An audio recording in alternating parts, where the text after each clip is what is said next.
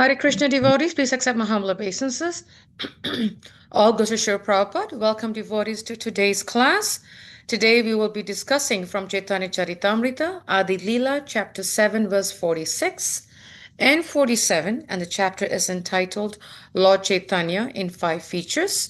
We are in the discussion part where Lord Chaitanya is thinking, traveling, about to um, try to change the minds and try to bring the Mayavadi philosophers to the teachings of Lord Chaitanya, which is none other than Krishna consciousness. We're very happy to have His Holiness Candramauli Swami with us. Hare Krishna Maharaj, please accept my humble obeisances.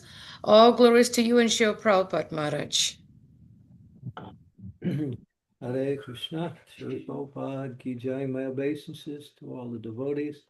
We have about 2, 4, 6, 7 devotees sitting on the floor here. Oh, wonderful, Maharaj. Yeah, so we've got a full house. Maharaj, can I request if the screen can go a little bit towards your face? You at the corner. I can't. Just a little tilt. I'm letting the devotees see the screen. Oh, okay. That's fine, Maharaj. Okay. Yep. Perfect, Maharaj. Perfect. Thank you. And it's all yours, Maharaj.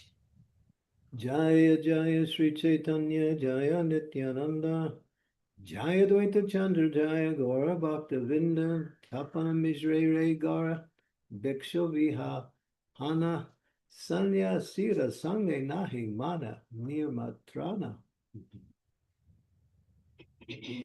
Translation: as a matter of principle, Lord Chaitanya regularly accepted his food at the house of Tapan Mishra.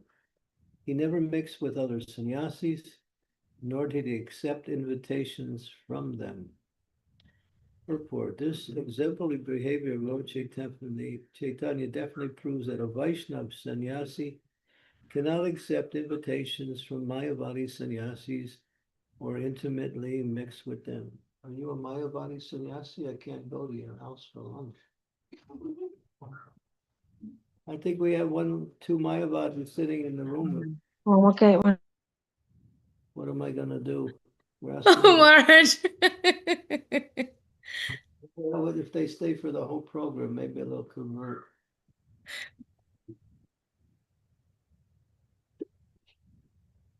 You're not a Mayavadi.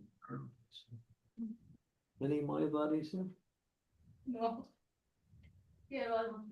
Covered Mayavadis? Gupta?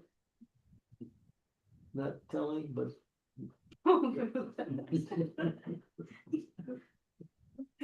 Okay, we're okay. We got the. We're safe, Maharaj. Check your group too. See how they're doing. Maharaj, I will go down the list to make sure there are no invaders. If they don't take ghee, then we don't go.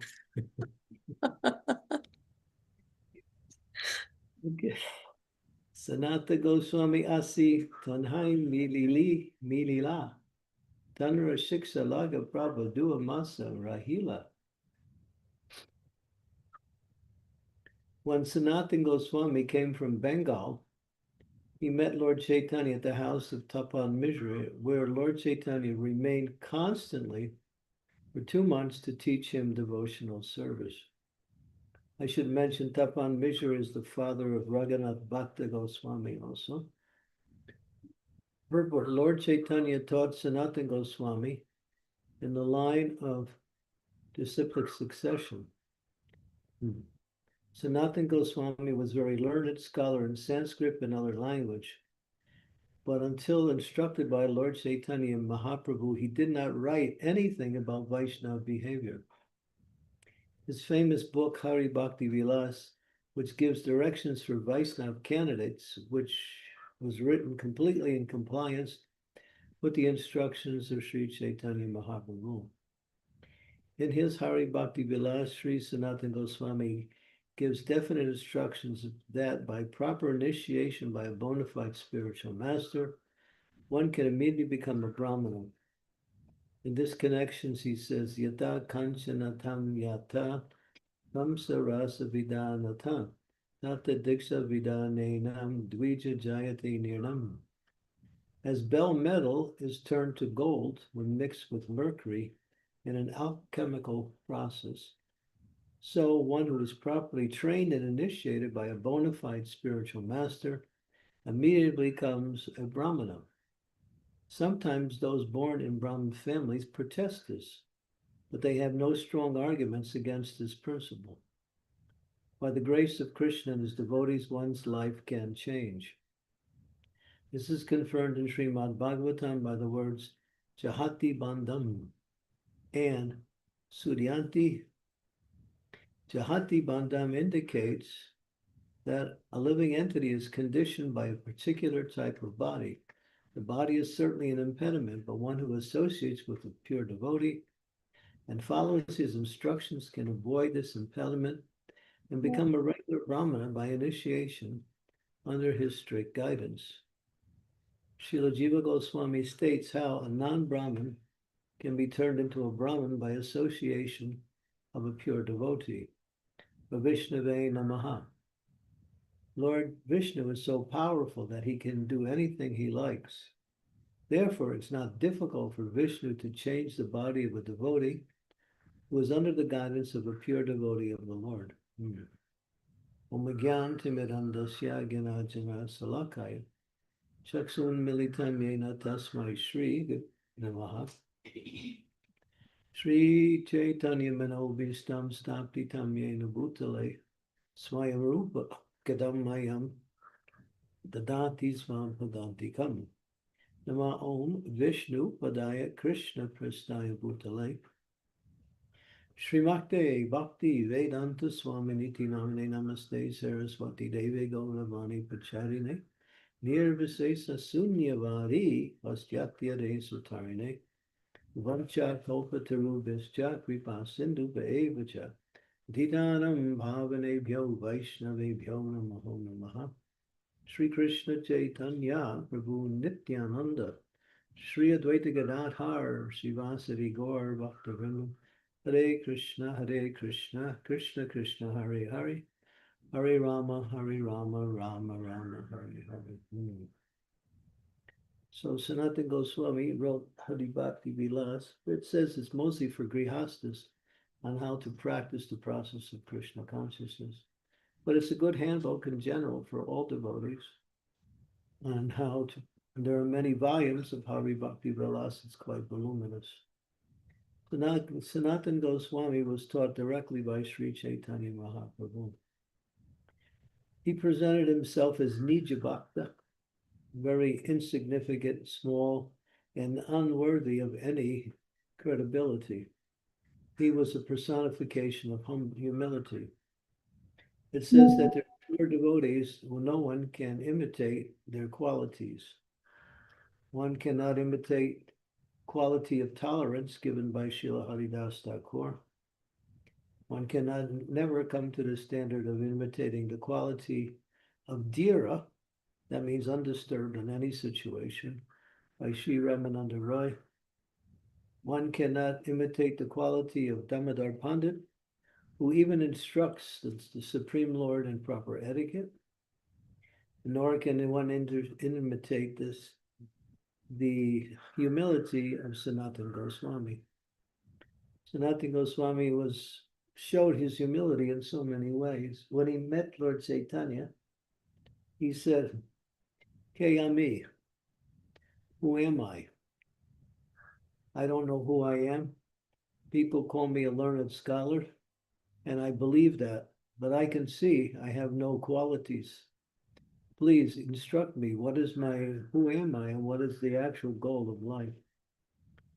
And Lord Chaitanya immediately became enthusiastic to hear such questions, and he responded, what was it? Vaishnava. Vaishnava.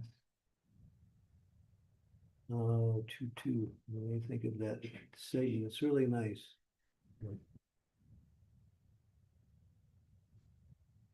A Vaishnava Tyanga, a Vaishnava. Asat Sanga Tyaga Guru Maharaj. Atsat Sangha.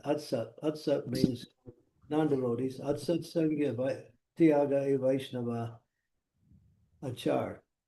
One should give up the first duty of a devotee is to give up the association of the non-devotees and take to the association of devotees.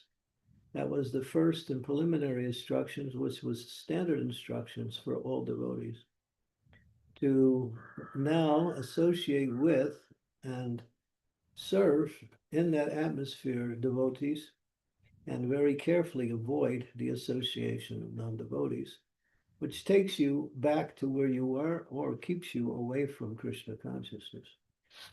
It's very dangerous to associate with non-devotees.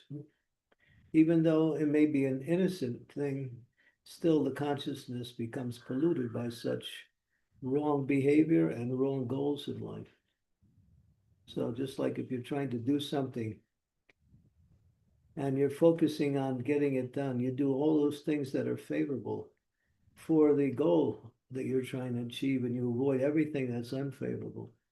Even the smallest thing will deviate you away from your focus and the goal. So in the same way, as devotees, the association of devotees is fundamental for all of our activities in devotional service and ultimately for our success in devotional service also. So yeah, so Sanatana Goswami was the epitome of humility. One time he came to see Lord Chaitanya, and in order to get to see Lord Chaitanya, he had to walk across the beach during the month of Jaist.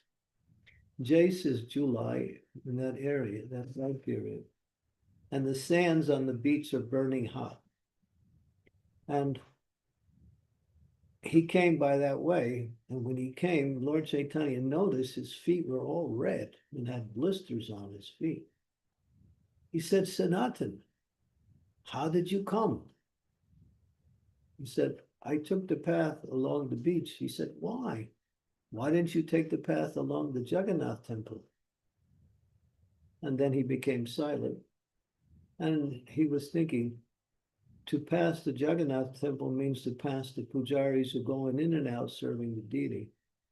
And I'm so fallen and so wretched. If they see me, then they'll spoil their service to Lord Jagannath. That was his thought. So his humility was, as it says, one cannot imitate the humility of Sanatana Goswami. Sanatana Goswami, at one time, he was told by Lord Chaitanya, him and his brother Rupa Goswami were working as government ministers in the government of Hussein Shah, a Muslim leader. And he gave them good money, nice position. One was a finance minister, the other one was another minister. And because they gave up their association with the Brahmin community, their names were also changed to Salat Maliki, was it? Maliki Salat Sanat? Can't remember. And Dabir Khas Sakar Malik and Dabir Khas, they took on Muslim titles. But at one time, they decided to give up their association, and Rupa Goswami retired. And then Sanatana Goswami also. But Sanatana Goswami had a big position. He would manage the government when the Nawab would go on his different tours. So one time he called him, he sent word that he's sick, he couldn't come. So it was for a long time. And then the Nawab was worried because he had to leave and he needed Sanatan to manage the government. So he sought out where Sanatan was staying and he came to see him. And actually, he was just reading and speaking about Srimad Bhagavatam. When the Nawab come, he understood it. He said, you know, your brother needs you. I'm going out to harass other living entities and I need you. to manage the government. Sanatan said, I can no longer take care of those duties that you're asking me to do. The Nala became angry, and he ordered him to put him in prison. So he was in prison, and then he needed to get out because it wasn't a good idea to stay in prison. We know that. And so somehow or other there was some communication, and Rupa Goswami became alerted. And Rupa Goswami, when he retired from government, he had 2 boatloads of gold coins. And he gave 1 boatload to the process of preaching Krishna consciousness to the devotees. And the other boatload he divided into half, 50% for personal needs and 50% for emergencies. So when Rupa Goswami heard, he sent him some gold coins. He sent him 10,000 gold coins. And somehow the coins made it to Sanatan Goswami. The details are not there. So he was being watched by some Muslim jailer, was taking care of Sanatan, and he would keep him in chains so he couldn't go. And then Sanatan was thinking, now I have all this money, I should try to get out of jail. So he started to praise the jailer, who was just a simple Muslim jailkeeper. And he started to glorify him in so many ways. You're such a nice person. You have so much intelligence, which was completely, just in flattery. And he said, um, I, I need to go and meet my spiritual master. So I'm offering you 5,000 gold coins. Now the jailer was a little impressed. He said, well, yes, but what will I say when you get it? They'll punish me for allowing you to leave. Well, you can tell them that you took me down to the banks of the river to take care of nature, and I jumped in the river with my chains, and that was the last time you saw me. Well, the jailer was not convinced. Then he said, I'll offer you, he kept 100 gold coins. No, he kept 10 gold coins back, and he offered everything to the jailer. The jailer let him free, and then he was out. And then he went to see. So devotees don't use that kind of trickery, but sometimes for Krishna consciousness, they do. So he used this, what is it called? Cheating? But it wasn't cheating. He needed to get out of jail because Lord Chaitanya said, get out and come and see me. So he did. And then he was traveling alone. He got sick. Of course, he got some sores on his body because he was drinking polluted water. And he was getting all of these oozing sores. And he was traveling and he had 10 gold coins. At one point, he met Ishana, who joined him in his travels, and they were both going to meet Chaitanya Mahaprabhu in the house of Kashi Mishra, where he was staying. So one night they stepped in a hotel, and the hotel keeper was very, very friendly. And Sanatana expected that when somebody is overly friendly, they have some motivation. Mm-hmm. They have some motivation. So it was found out that this hotel keeper was a dacoit, and he would find out, and by astrology, who was coming, and if they were rich, he would kill them and take their money. So when he found out from his astrologers that this person is carrying a great wealth, he made a plan. But then Sanatan Goswami understood something is wrong. So he went right to the jailer and said, "Here, I have these gold coins. I want to give them to you." The gold, the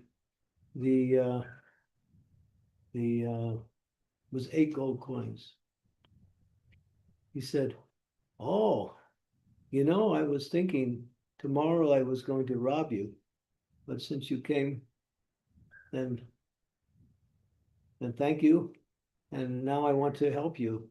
It's really difficult to travel through these difficult. There's many dacoits around also." Sanatan Goswami says, "Don't worry, I will make it." And he thanked the hotel keeper and he went on. And then Sanatan was thinking, we had more than 8 gold coins. In fact, we had 9. He said we had 9. He said, Ishani, his name was, "Do you have any gold coins?" He said, "Yes, I kept 1 gold coin." He said, "Get rid of that death knell. They will kill us for that 1 gold coin." So then he took it back and gave it to the hotel people. He got rid of everything. He traveled. He was Daravesh. Daravesh means one who is clothes are all raggedy. He looked like a beggar from the streets. He came to the house of Kashi Mishra, and Lord Chaitanya was staying there. He sat outside the house. Now the doorkeeper noticed there was some mendicant sitting outside the house. So he went in and told Lord Chaitanya, "There's a mendicant. He's sitting outside the house." Lord Chaitanya said, "That's not a mendicant. That's Sanatana Goswami. Tell him to come in." And then they opened the door and Sanatana Goswami came in. And Lord Chaitanya embraced him, so happy to see him. And all of the sores in his body were cured simply by the embrace of Lord Chaitanya. And Lord Chaitanya was very happy to be with Sanatana Goswami. He really had a lot of extra affection to Sanatana Goswami because he was highly qualified, yet very humble at the same time. And Lord Chaitanya, but when he was traveling, he had this blanket that was a nice blanket. Lord Chaitanya kept looking at his blanket, and Sanatana Goswami could understand Lord Chaitanya is not happy with my blanket. And so he made a plan to get rid of his blanket. But he was all scraggly. He needed a haircut. He had a beard. So in the purport, Prabhupada says, yes, we are clean shaven. We are not, the ladies don't have to worry about that. But now you see in our society, we have all of these Dharaveshas, hippies, who are now called kirtan leaders. And they think growing a beard is good because it attracts the ladies and it makes kirtan even more sexy. I don't know. It's just some ego trip they're on. I don't know. And so Prabhupada and Lord Chaitanya was really strict about shaving up and keeping clean head and clean face like that. He was very, so it's coming from Lord Chaitanya. It's not coming simply from Prabhupada in our tradition. Shaven headed like that, clean face. So he went out and he had that blanket and he went looking and he found this old mendicant who was sitting on the side of the road. And he had an old ripped up torn blanket. He said, "My dear sir, can you please give me your blanket? I want to give you mine." The mendicant said, "Why are you joking with me? That's a very valuable blanket. What I have is just a rag." He said, "No, my spiritual master is not happy, so I want to trade."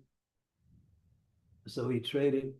And when he came back, Lord Chaitanya said, "All of your material desires are now gone." And then because Lord Chaitanya was there to make sure that there was nothing left of any inkling of anything material. and Lord Chaitanya accepted him. So we hear a little bit about Sanatana Goswami and when Lord Chaitanya stayed at the house of Tapan Mishra. He stayed there for 2 months, and also Sanatana Goswami stayed with him for a period of time, and then at one point he suggested he go to Vrindavan and meet with the other Goswamis like that, and so he left at a certain time. So these are something. Sanatana Goswami was loved by all of the villagers in Vrindavan because he would visit their homes and he would sit with the families and he would say, well, how is the family? How is the wife? How is the children? How's your agricultural fields? Are you getting all of everything you? In other words, he was always asking personal questions on their life. And he was genuinely caring for them. And that's why he was actually sometimes would spend 1 month in one village. And the villagers became so attracted to him, so attached to him, that when he had to leave that village and go to another village, they would all cry. And they would actually cry just because of a sadness that he's leaving. So Sanatana Goswami really entered the heart of everybody he met. He was so, and he's written so many wonderful books. He's written 4 beautiful prayers, which glorify Srimad Bhagavatam. Beautiful prayers. Maybe we can read those prayers at the end of this particular presentation. Is that okay? Yes, Maharaj. If you tell me where to go, I can go there. Well, if you can look for his prayers by Sanatana Goswami to Srimad Bhagavatam, maybe Okay. you can search now while we're still talking. All right, Maharaj. And here he's written Brihad Bhagavatam Rita, which is the life of Gopal Kumara. And there it is, prayers to the Srimad Bhagavatam. And he's also written Brihad Bhagavatam Rita is the essence of Srimad Bhagavatam distilled into a more complex, not complex, but compact way. He's also, what else did he write? Other writing, there's one other writing that was very prominent. Yeah, so Sanatana Goswami, he wasn't a prolific writer, but everything he wrote was very powerful and very much appreciated by Lord Chaitanya. Lagu Bhagavatam Rita, that is by Rupa Goswami. Oh, he did, of course, we mentioned Hari Bhakti Vilas also by Sanatana Goswami. Yeah. Hmm? Das Das Charita? Das Macharita? I'm not familiar with that text, but yeah, there's another one, Das Macharita. So these are some of the glories of Sanatana Goswami.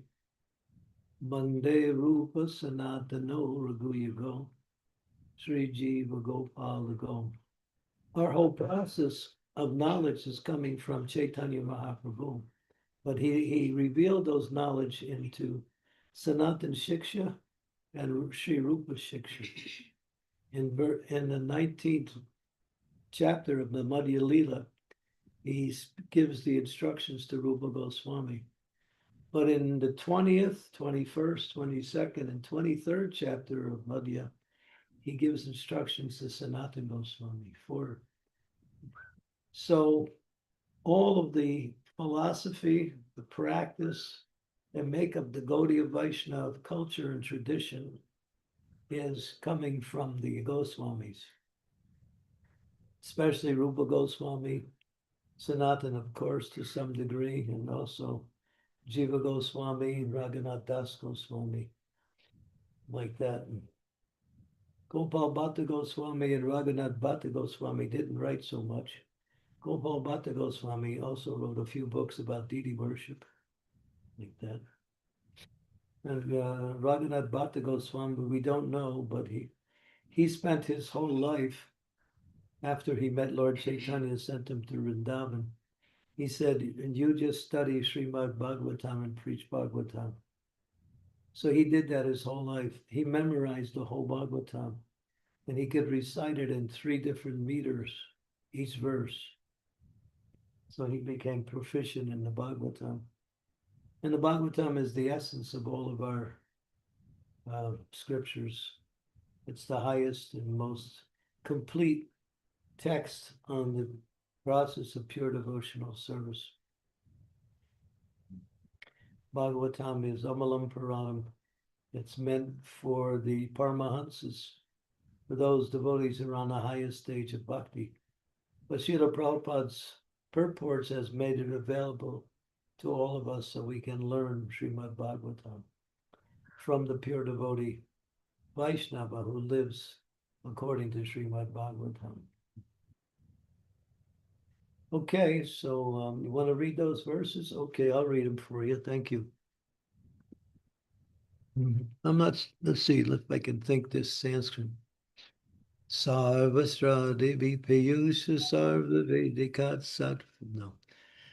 Sarvastra Devi Piyusha Sarva Vedika Satpala. No, that doesn't work. Let's see, what other, that's the other one. What is that? What's that other one? Oh, I'm trying to think of the meter. Maharaj, is it Sarva Shastradhapi Piyusha Sarva Vedaika Satphala? Yeah, you got it. Sarva Siddhanta Ranadiya Sarva Loki Drik Pradam Sarva Bhagavad Pranam Srimad Bhagavatam Prabhu Kali Dvanto Dita Ditya Sri Krishna Parivartita. O Srimad Bhagavatam, O nectar churned from the ocean of all the Vedic scriptures. You are the most prominent transcendental fruit of the Vedas and are rich with the jewels of all philosophical conclusions. You grant spiritual vision to all the people of the world and are the very life bread of the breath of the Vaishnava devotees. O Lord, you are the sun which has risen to dispel the darkness of Kali Yuga. Actually, you are Lord Krishna who has returned among us. So that's also mentioned in the Bhagavatam. When Krishna left, he left himself in the form of Srimad Bhagavatam. Parmanandi Patiya Prema Varksha Aksarayate Sarva Seva Siya Shri Krishnaya Namostute. O Srimad Bhagavatam, I offer respectful obeisances unto you by your recitation one attains transcendental bliss. Because your syllables shower down pure love of God, you are served by everyone, always, for you are an incarnation of Lord Krishna. Marekabando Masanga Marekabando Matsangan Marugo Manamahadanan Manistaraka Mabhagya Manananda Namostute. O Srimad Bhagavatam, O my only friend, companion, and teacher, O great wealth and deliverer, O my good fortune and bliss, I offer my respectful obeisances unto you. Asadu sadatu danim atino chocha takara haha mucha kadachin mam prema rit katayospura. O Srimad Bhagavatam, O bestower of saintly persons to the unsaintly, O uplifter of the most fallen, please never leave me. Accompanied by pure love for Krishna, please manifest yourself in my heart and throat. So these are beautiful prayers, glorifying Bhagavatam as being non-different than Krishna. It's Krishna who has appeared as a literary incarnation. So reading Bhagavatam every day, Nasta Prayeshu Abhadreshu Nityam Bhagavata Sevaya, Bhakti Uttama Sloki Bhakti Bhavati Naistiki. It's required in order to purify your heart and come to the transcendental platform to every day hear or read Srimad Bhagavatam. We're doing that with this series of verses. So those of you who are come, even if you don't understand, simply if you hear, you're becoming transcendentally elevated. Simply by hearing the words of Bhagavatam, by listening to the explanations of Bhagavatam, purification is automatically happening. And one will realize that as they continue to hear Bhagavatam. Okay, we can say so much about Bhagavatam, but I'll stop here and we'll open it up for discussion. Please don't leave us, Anasuya. Oh, Bhagavatam, don't leave us. Oh, Anasuya, who is the professor of Bhagavatam, she makes Bhagavatam come alive every time she narrates Bhagavatam and allows me to say something. All glories to Anasuya. Please, let's take a vote. Make sure she doesn't leave. Maharaj, is only by your mercy. I am trying to learn the word of Bhagavatam from your lips and your mouth and your wisdom, Maharaj. I am nothing, completely useless. Well, you're looking for some prestige now. I am nothing, Maharaj. I'm You- just You're learning from you. trying to become popular by being nothing. Oh, Krishna, no, no, no, Maharaj. I don't know anything about the Maharaj. I'll be honest. I don't know anything. I mean, I'm just trying to learn. Keep learning because I'm learning also when you're here.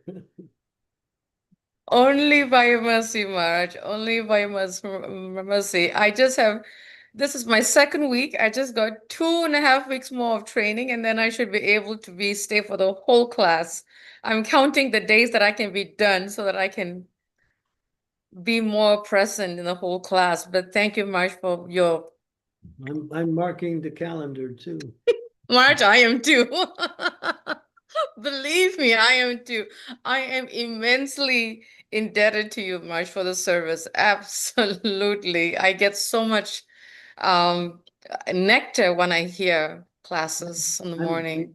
I'm greedy and selfish. When I find somebody that I know is good at discussion, keeping devotees alive in philosophical polemics, I don't want to let them go. March, as long as I can serve you, March, I'm here. Okay.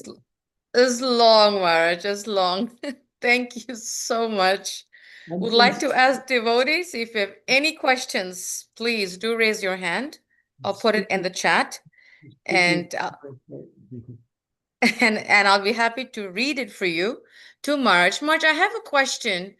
In the previous verse, in the purport, it was saying that we should be very careful when, where we, as Vaishnavas, who invites us, especially if they're Mayavadi philosophers or, Hani Mayavadis. March,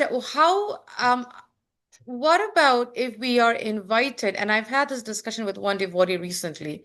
Are there dangers if we are invited by someone from a different sampradaya outside of our Gaudiya Vaishnavas? you find some way not to go, That's but what if I thought. Yeah. you get out of it, just say, give me some fruit. Don't take any cooked foods.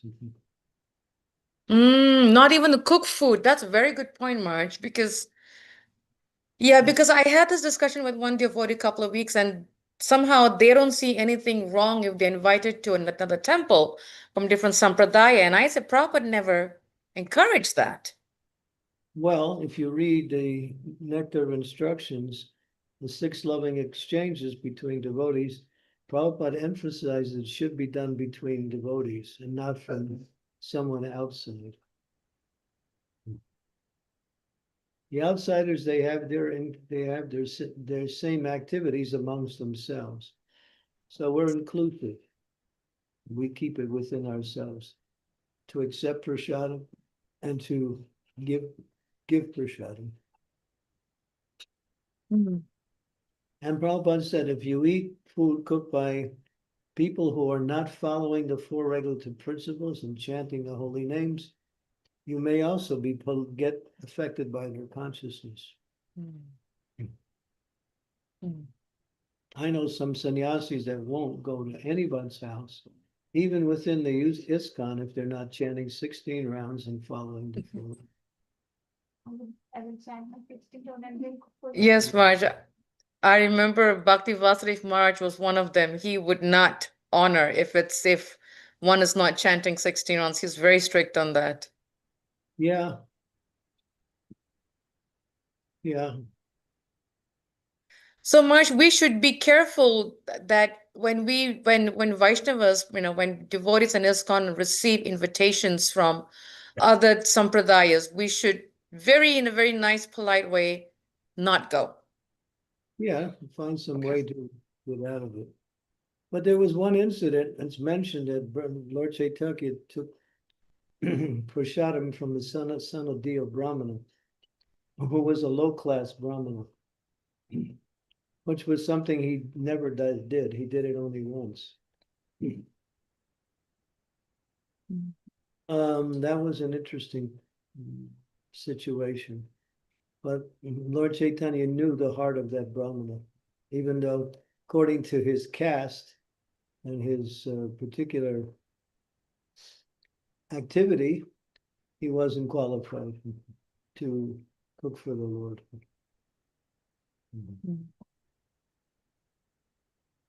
Yeah, we have to be very strict in that area. Thank you, Marge. I can take this back to that Especially devotee that I was having discussion with. grains you never take. Even sometimes devotees go out and buy karmi grains like bread or something like that. Forget it. Any store-bought grains will pollute your consciousness. It'll make your job difficult, and sometimes you'll have these strange dreams. This wasn't such a bad thing, but it just illustrates a point. One senior sannyasi asked his disciple to cook for him, and she did. And at the end, after he took it, came to her, he said, "Are you listening to the Beatles?" She said, "Oh, Maharaj, how did you know?" So she listened to the Beatles songs, and it came out in the cook. The Beatles of all, my Krishna Chaitanya. Wow. So yeah, so consciousness is transferred through food. Yeah, that's for sure. And particularly and especially grains. Maharaj, we have 4 hands up. They are ready to shoot and roll, Maharaj. Yeah, like Lord Narayan, 4 hands. Yeah. That's right. Yes, Maharaj. Sri Devi, you're next. Go right ahead. Lady's upside down, so she must be good. I'm so sorry. Thank you, Anasuya. Dear Guru Maharaj, please accept my humble obeisances. All glories to Srila Prabhupada. Thank you for describing the glories of Sanatan Goswami. I was thinking about this particular description of how bell metal turns to gold, and how, in the association of a pure devotee, even one who is totally unqualified can actually become a qualified Vaishnava. And we have examples in the scriptures of how Jagai and Madhai, how we had Mrigari the hunter, we have Valmiki, and so on. We have Sri Devi. So I was, I'm sorry? We have Sri Devi. Oh my God. Yes, Guru Maharaj, me too. Oh, what a nuisance I am. I continue to be a nuisance. So that's why I'm asking this question, Guru Maharaj. Why, in spite of coming in contact with a pure devotee and understanding the power of following those instructions, we are not so serious. We are not. We tend to be complacent or lazy or procrastinate or take it easy and all kinds of excuses. We are not so what to say. We don't see the urgency of the instructions given by the spiritual master. Why is this mood prevalent? Is it Kali Yuga, or is it our conditioning, or what is the reason? Yeah, you got it. All of those and all of those you mentioned.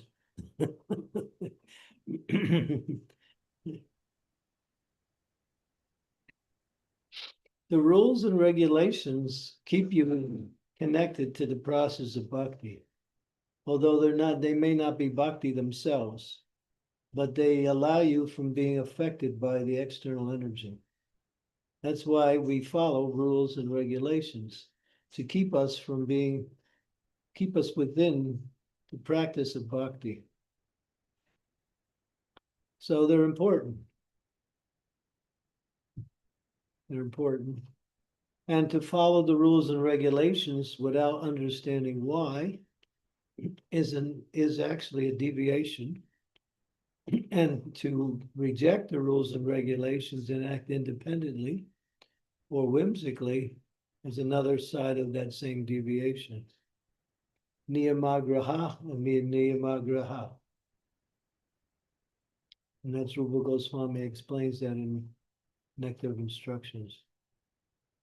So we should follow them, and we should know why we are following.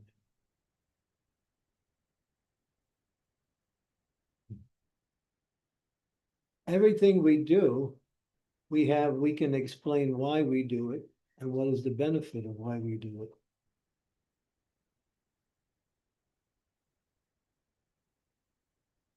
And if you don't know, you should learn why we do what we do. There's a purpose. Everything has a reason. It's either to enhance our bhakti or to keep us from being inflicted and affected by the external energy.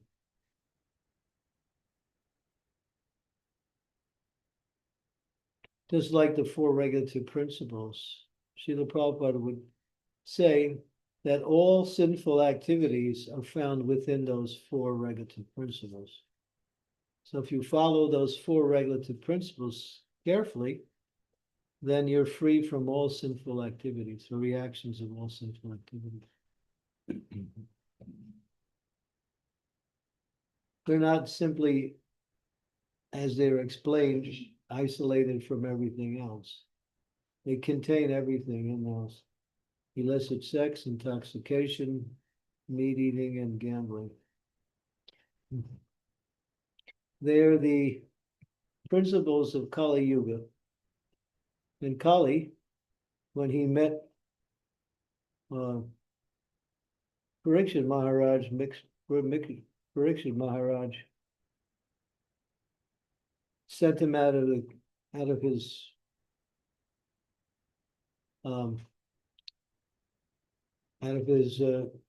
jurisdiction, because he was the king of the whole world. Kali said, "You're sending me out, but there's no place to go." But then they said, "Well, wherever there is meat eating, illicit sex, intoxication, and gambling, you can go." And Kali said, "Nowhere in your kingdom is there. So where do I go?" And then he said, "Wherever there's the hoarding of gold, then you may reside there." And Kali went for that, the hoarding of gold. So these regulative principles complement the religious principles. Illicit sex destroys cleanliness. Meat eating destroys mercifulness. Intoxication destroys austerity. And what's the other one? Gambling destroys truthfulness. So in Kali Yuga, the only leg left of religiousness is truthfulness, and that's being challenged. The Kali Yuga is everywhere.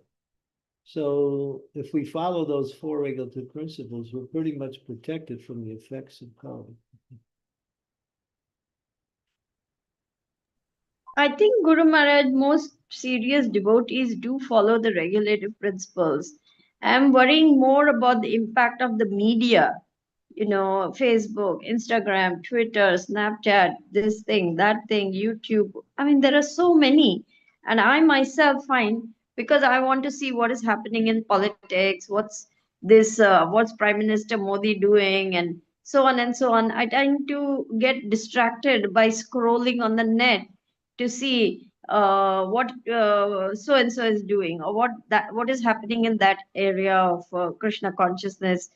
I mean, how it will impact our. I mean, my excuse is, okay, I want to see how Prime Minister Modi's actions are going to impact our Krishna conscious society, or how it is going to help Krishna consciousness. But then the one thing leads to another, and I'm just caught in the scrolling uselessly. Yeah, So, if you're going to do that, just very, very little. Go in and out. Don't make it a regular. mm, mm. You're always sending me something about Modi, because whatever you find, I get anyway.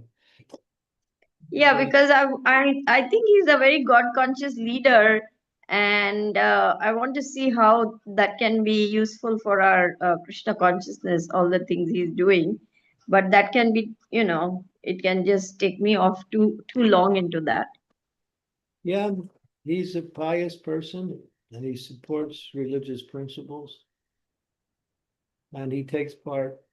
He went to the Somanath temple and engaged in the rituals there along with the priests and others.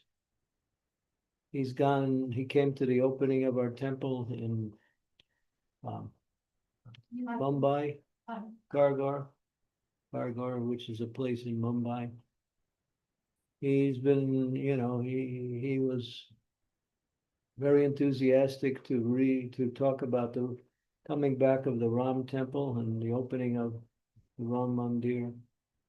There's a lot of, and what did he do when he had that program at Ram Mandir? He invited sadhus from everywhere. The whole place was full of sadhus. So yeah, he's pious and he's serious, but he's hated by a lot of people because they think that he's, for whatever reason, but he's popular in some areas also. He's bringing Dharma back to India again, trying to. What is that? Yes, Guru Maharaj. I feel that because of him, others are also taking up the cue. I recently came across a judge with tilak. Of course, it's the Shaivite tilak who made a pronunciation on the. There was a religious contention issue placed before him, and he took a decision based on Shastra. And he went on to say, Sanatan Dharma is what I'm going to abide by. So I was impressed because Bhakti Vinod Thakur said that Vaishnavism will be firmly established when judges go to court wearing tilak. Of course, this is not Vaishnav tilak. We know that Bhakti Vinod Thakur says it's Vaishnavs.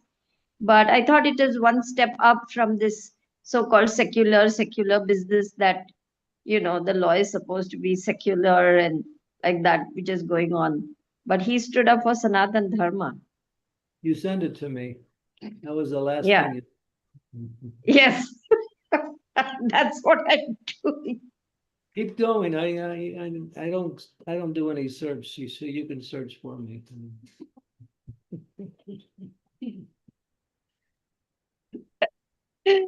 Because these things are going to impact the world, and I want to see Krishna consciousness blossom with the help of all such leaders all over the world, Guru Maharaj. We owe this much at least to the next generation, that we should expand on what Prabhupada has given us. We should know one thing, that Lord Chaitanya's movement is not one way. He's working in all areas to bring about his movement from different angles, from different groups, from different things. Lord Chaitanya's plan is in process. Some of it's direct, some of it's less direct. Yeah, these are indications of something less direct. Okay, we Hi, have, Krishna Guru Maharaj, please accept my humble obeisance. Salvage to Prabhupada. I'm replacing Anasuya Mataji. Amritnam Mataji, please go ahead. Hare Krishna.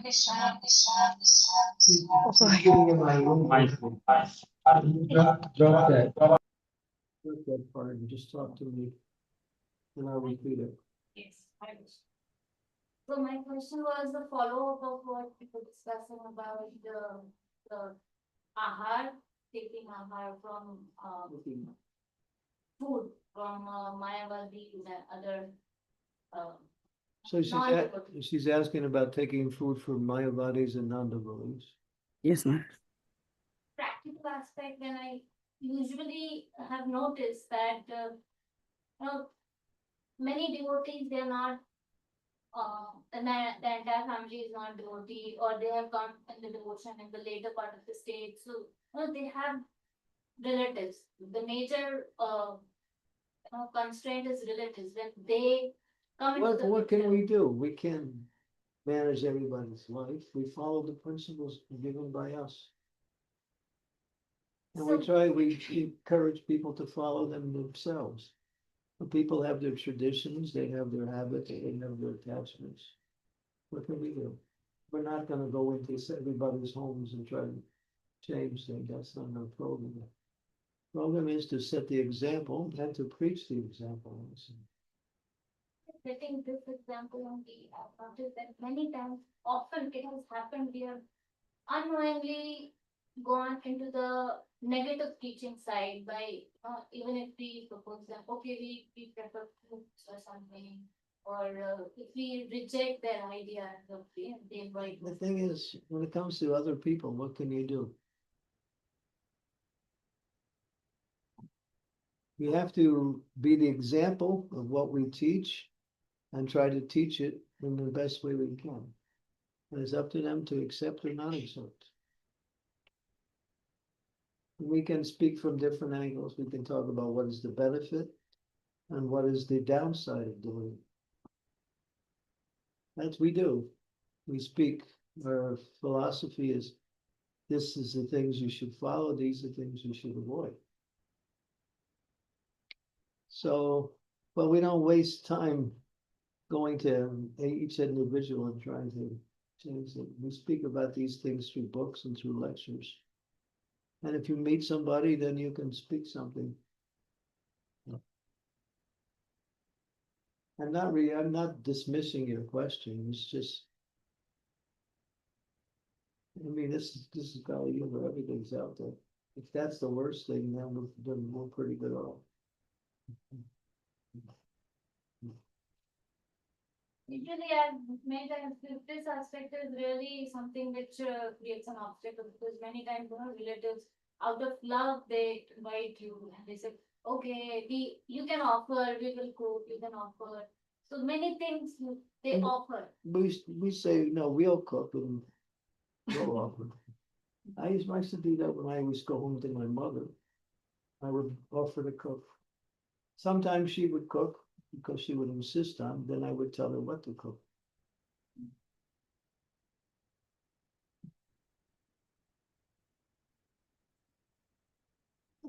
When they say that you are too rigid in your practicing, so at that time We're not rigid, we focus on what is beneficial, avoid what's not beneficial, according to Shastra, according to Guru. But we don't force you, but we encourage you to follow us. Yeah. When it comes to following principles, yes, we are rigid because we want to follow accordingly. And we want to get the benefit of following. When it comes to spiritual practice, there is things you do and things you don't do. So in that area, we're rigid. But then there's things that are in between, then you have to decide according to time, place, and circumstance, whether we should follow or not. Such as going to, when Prabhupada went to 130 gentleman, he's an aristocratic gentleman, he had a large family, he was in Calcutta. And they wanted to cook for all the devotees. Prabhupada came with many of his Western followers. And one of the preparations was pakora, but it was onion pakora. And when the devotees saw it, they indicated to Prabhupada. Prabhupada said, never mind, just eat it. They didn't want to offend the host. So that was time, place, and circumstance. But we can't take the liberty of always doing that. The Acharya knows best when to do and what not to do. If we can learn by our own experiences, then we can understand how to act in every situation. But we try to follow, and that way there's no criticism. But never, and nothing is ever perfect all the time. There's always some deviations. So if you want to avoid that, just don't take any food from them and just remain strict. Just express your feelings for their generosity by saying, when we cook and we offer to Krishna, and Krishna only accepts the offerings by those who are engaged in devotion. People go living their life. We cannot compromise on this. Maybe we can show our affection in some other way. Yeah. Keep the peace, but not the way they want it. Thank you, Maharaj. Thank you so much. Even I face these type of situations where the other people get angry when we are a little strict on these things. So yeah, it's sometimes hard to manage these type of situations, Guru Maharaj. Yeah, I mean, it's do your best. Yeah. One who lives by principle is happy. One who compromises just to patronize others is never happy. Mm. Yes, Maharaj. Yeah. Thank you so much. Sunil Prabhu, please go ahead. Hare Krishna Maharaj Dandat Pranam. Thank you so much, Maharaj. Amazing class. Maharaj Sanatana Goswami said no. In Srimad Bhagavatam use saintliness to the unsaintly. How does it does Maharaj actually? Can you repeat that a little bit slower, please? Sorry, Maharaj. I mean, Sanatana Goswami says no. Asadu sadhura dayane. Srimad Bhagavatam use saintliness to those who are unsaintly. How does it actually does? That's part of the purport, right? One second, Maharaj, I'll check You it. go back to the purport. No, it is what you read out, Guru Maharaj, of the glories of Srimad Bhagavatam. Okay. The last line, right? Yeah, yes, Maharaj. O bestower Yes, of Maharaj. saintliness to the unsaintly. Yeah. What does it say? One second, I'll just share my screen. O Srimad Bhagavatam, O bestower of saintliness to the unsaintly, O uplifter of the most fallen, please never leave me. Accompanied by pure love of Krishna, please manifest yourself in my heart and throat. O bestower of the saintliness to the unsaintly, that's clear. There are those who are unsaintly, if they come in contact with Bhagavatam, they become saintly. But Maharaj, I am reading Srimad Bhagavatam, I am hearing daily, but saintliness is not coming to me. Going, don't quit. You'll get to saintliness sooner or later. Keep going. In other words, something doesn't manifest immediately. It's a transitional stage. We're transitioning our consciousness to me consciousness to thee consciousness.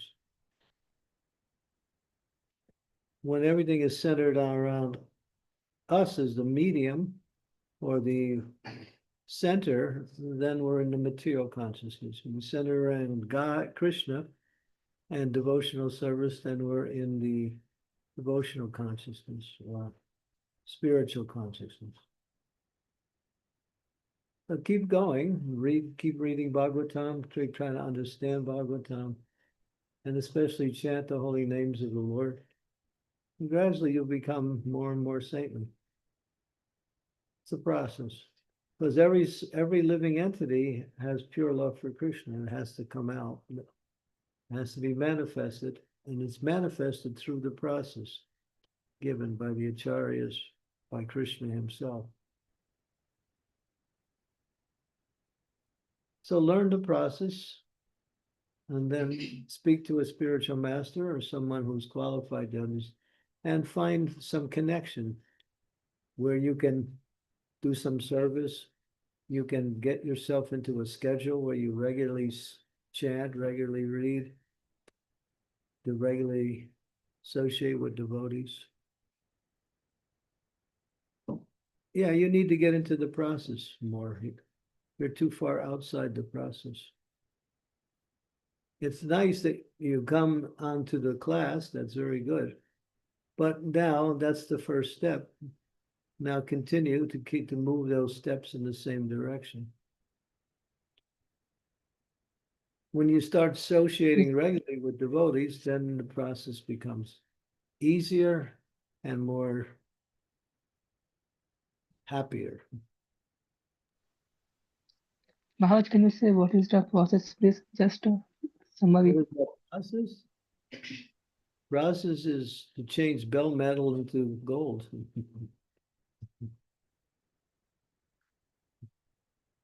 Bell metal is our material consciousness, and gold is our spiritual consciousness.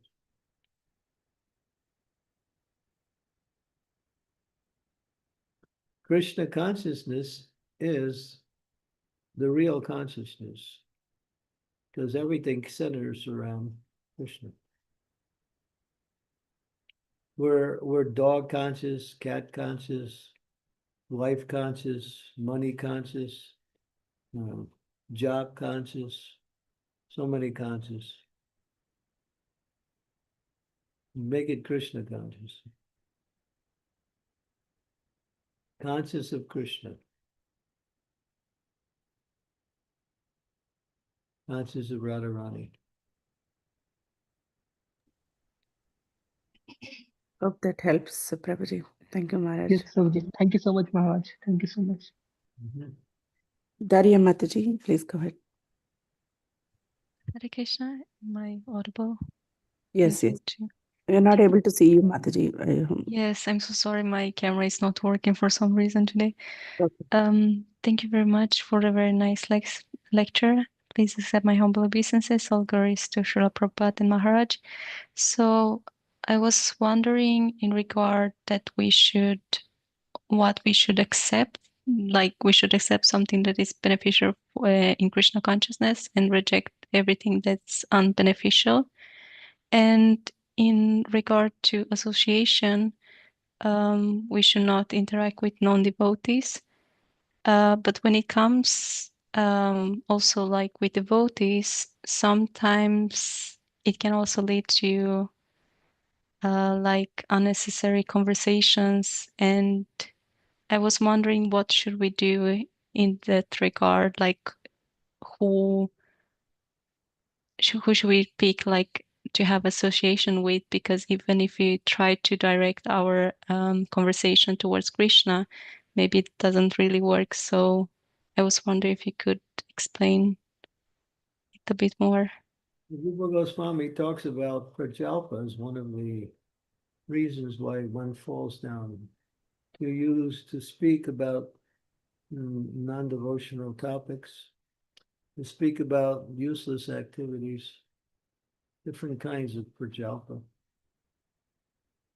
So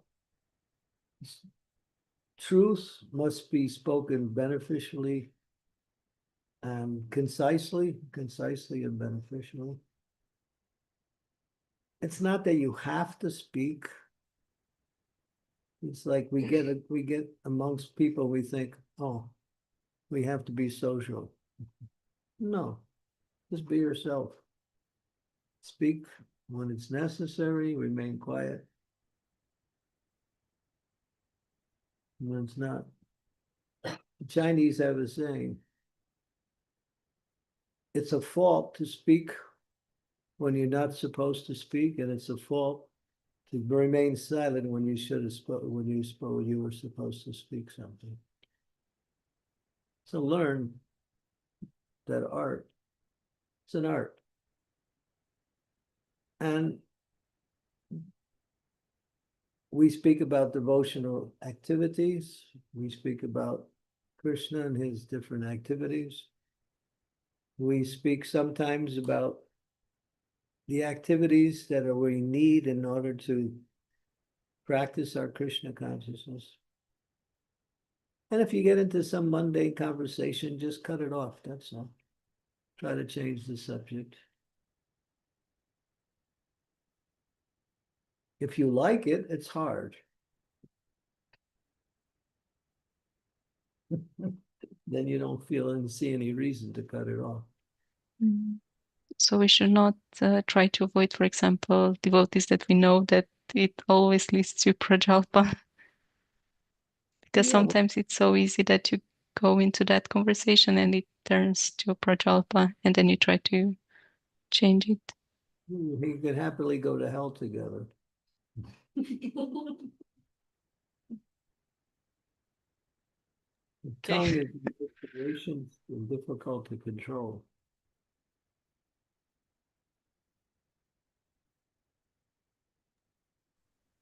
Okay, thank you very much. Practice silence. It'll help you become more contemplated. Contemplation is one of the principles of bhakti, to remain silent and think about the activities of devotional service. Think about Krishna and his different qualities, pastimes.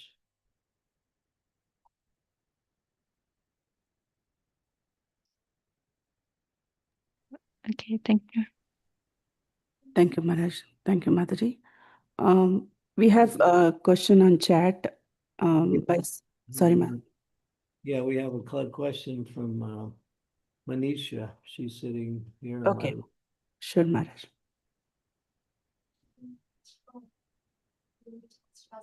Thank you very much for us.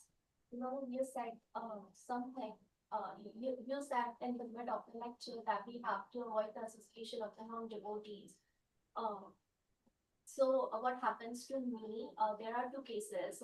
First case is when for preaching purpose, when I connected emotionally to some persons, they are very easily take up Krishna consciousness, because one of my friend whom I connected emotionally and listening all the material things and give the advice to them, so she easily takes up the Krishna consciousness. And the other thing is, sometimes what happened is I'm just sitting in the Prashadam hall and I'm just speaking about how His Holiness Radhanath Swami Maharaj came into Krishna consciousness life and how he meet Srila Prabhupada. So there was one person who was sitting just nearby me and he listens to me and just about 15 minutes and he take up the Krishna consciousness very easily. Just by I'm not speaking with him, but I'm speaking with my friend. So this what happens. So my question is here: should we connect emotionally or not just? Well, the thing is, you're giving them your association. You're not taking their association. Association is two ways. If they want to give it to you, don't take it. But you can also give them something. The Prabhupada said, yeah, let them associate with you and don't you associate with them. But yeah, so in that case, that's what you did. You were talking to a friend, but another person got benefited. It's nice. In the other case, what happens to me? I have to listen a whole story because of their But life. keep the goal in mind. Bring it back to Krishna at some point. Yeah, sometimes we listen to something mundane just to give people a chance to connect, and then we turn it into something spiritual. Always keep that, don't get so much infatuated with their mundane talk. You can listen, but at the same time, keep your consciousness thinking how you can move it into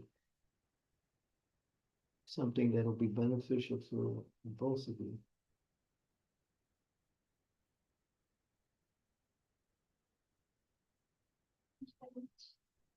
Yeah, you did good. It's nice. But make sure you don't like what they're saying. You have to, you can appreciate it. You can appreciate them as a person, but not so much their activities. Yes, Maharaj. Thank you so much for sharing that, Manisha Mataji. We have a question by Sonal Mataji. She is asking, Hare Krishna Maharaj, please accept my humble obeisances. Can you say more about importance of listening to Srimad Bhagavatam from a realized or bona fide person or devotees, even in ISKCON, especially for new devotees? What can we say? Just take as much time as you can and hear Bhagavatam. Read Bhagavatam. If you read 41 pages every day, you'll finish Bhagavatam in a year. Read Bhagavatam, hear Bhagavatam. It's available. Hear from those who are actually qualified to speak. I like to hear from Prabhupada and then some of my very senior godbrothers who are really fixed in the philosophy and in the practice. I can listen to them also. I don't listen to everyone, even though they speak Bhagavatam. Limit your hearing to a couple of people who are qualified. When we go everywhere and anywhere, then we get confused. We get a lot of contradictory things also.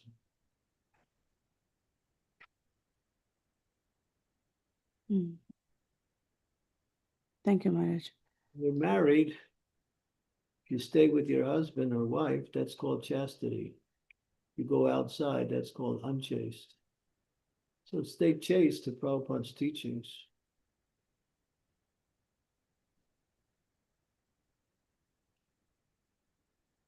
Yes, Maharaj. Thank you. Thank you, Maharaj. So, Sadhvi Mataji, please go ahead. Hare Krishna, and thank you very much for today. I'm not going to compare myself like to Queen Kunti or anything, but I just want to talk about the way that she practiced it, even though that she was under the shelter of Vidura, and Vidura is a brother of Dhritarashtra and was together with them while her son was in exile. So, but she still kept her mind fixed with Krishna by praying to him and so on.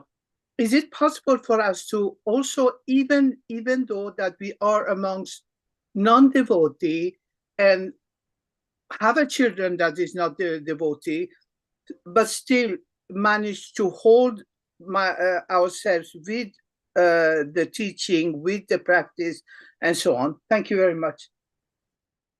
Yeah, you have to practice that. If you see you're being affected by that, then you should distance yourself from that association. Those who are, it says,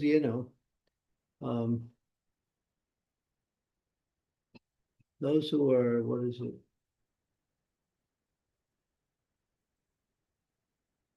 Those who are strong in spiritual life are not affected, even if they come in contact with someone who is not. But those who are weak, they'll be affected.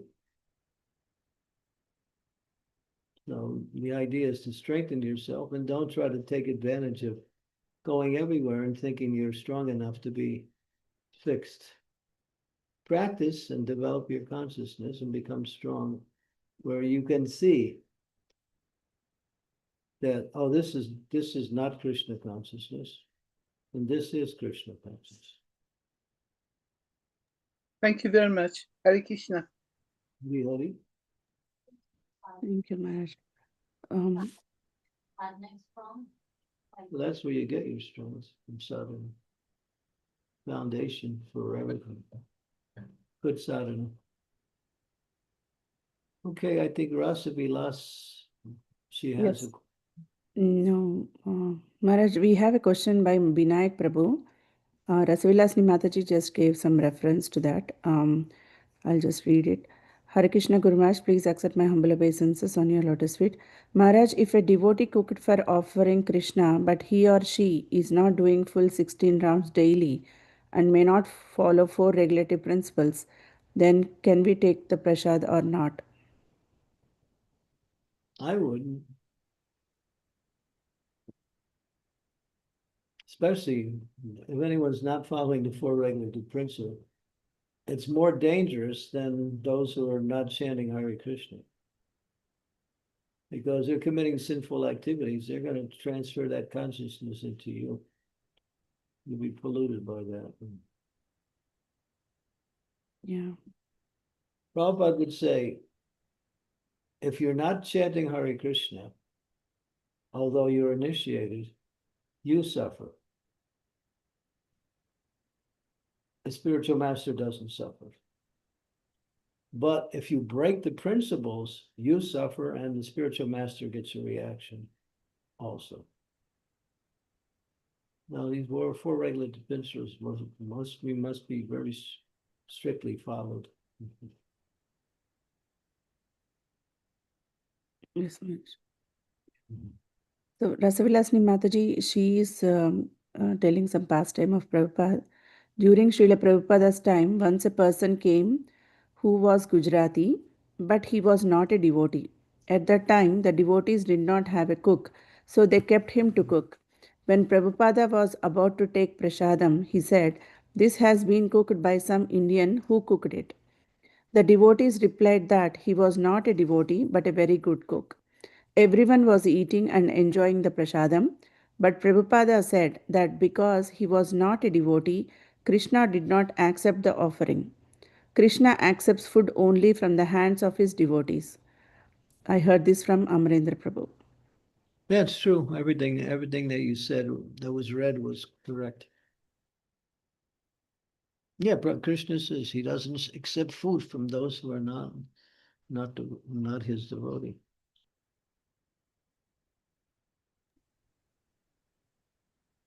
Yes, Maharaj. Thank you, Guru Maharaj. Hare Hare- Krishna. Thank you so much. The devotees, any more questions? Rasavilas You notice how many tongue questions we got tonight? Yes, Maharaj. Because the Rasavilas. tongue is difficult to control. So our minds get confused because the tongue starts to jump in and give its own philosophy. Tongue philosophy.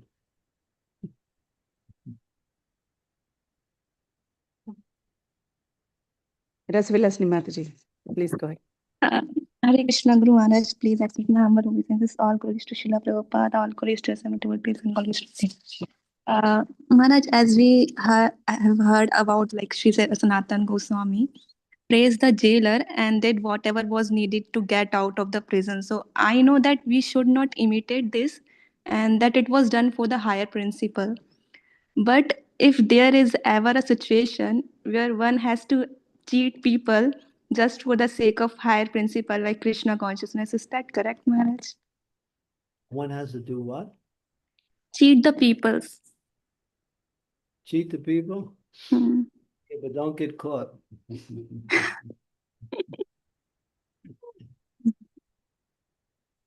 My dear sir, I can see out of all of the people I've met today, which are many, you are the most intelligent. I can see just the way you walk and talk. And therefore, you must have you have so much knowledge on so many subject matters. You're a perfect gentleman. But actually, I have this book here. It's called Bhagavad Gita, and it will teach you actually how to live life in such a way that everything you do will cause you to remember God. So therefore, whatever you know before, forget it, and read this book, and it'll be something that'll should give you great. Yeah, Prabhupada talks about how to flatter someone and then set him up for the kill too. And give him the book. No. Like that. Yes, Guru Maharaj. Srila Prabhupada said, flatter the rascal 100 times. Yeah. That's all right. It's for their benefit. It's not like it's for your benefit. You're doing it for their benefit. You're not trying to get something. You're trying to give something, but sometimes trying to give something, it takes a little bit of a different turn on how to give it.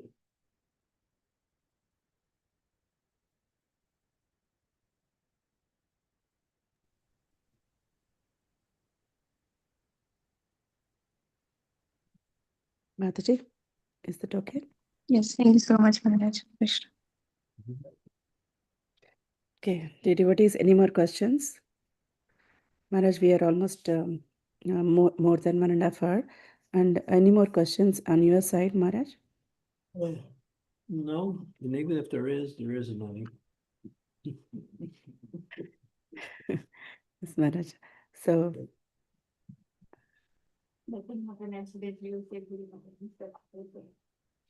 Okay, we could stop here and tomorrow we will resume with Srimad Bhagavatam, verse number 17, is it? I think 16, Guru Maharaj. 16 tomorrow? Yeah. Okay. Thank you so much, Maharaj. Such a wonderful class and nice discussion. Thank you, dear devotees. We'll meet you all again. Srimad Bhagavatam ki jai. Sorry. Jai. Jai Srila Hare Krishna Prabhupada Guru ki Maharaj. Hare Jai. Krishna. Hare Krishna, Guru Maharaj. Hare Jana Bhavana Vishnu. Have a good No chance of chanting, Srimati? Yes, Mataji, we can do.